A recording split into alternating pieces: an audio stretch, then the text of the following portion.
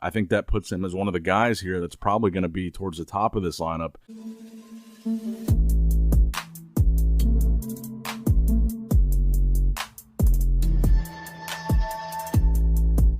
So that brings me to the next story. I wanted to talk about the latest update that we got from Rafael Brandao. I believe this was yesterday. So Rafael, he's an interesting guy here because, like I said, similar to James, we haven't seen him compete in a while. His last Olympia showing, he was top 10.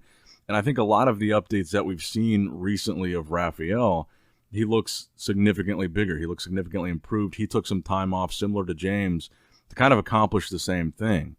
And I think when you look at, especially like this one, this video that we just got yesterday, one of the things that Rafael, I think, was probably holding him back, and again, he was top 10 at that 2022 Olympia, but I think one of the things that was holding him back a little bit was size. I think in some of those comparisons, he got lost from a size standpoint. I think that's what he's been working on in the time that he's taken off over the past year or so, and I think that's going to work to his advantage here at the Arnold.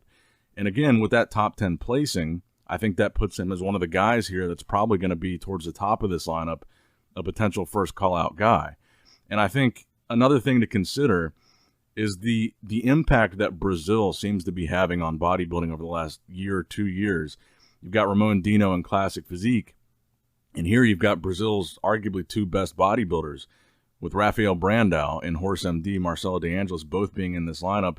We saw Marcelo compete relatively recently, and I think he surprised a lot of people with that top 3 placing at his pro debut. I think he was a lot better than people anticipated.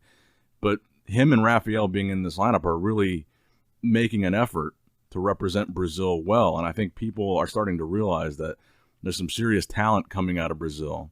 And Rafael is arguably the biggest of all of them. And frankly, I think as you're looking at this lineup and you're trying to figure out, well, who's going to be in that top 3, aside from the obvious? You've got Samson in here. You've got Heidi in here.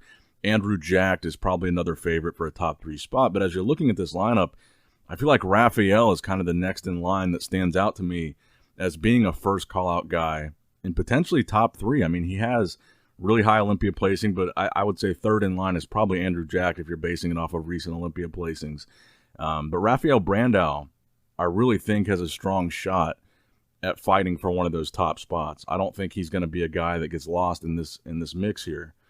And I think realistically, he's going to surprise a lot of people.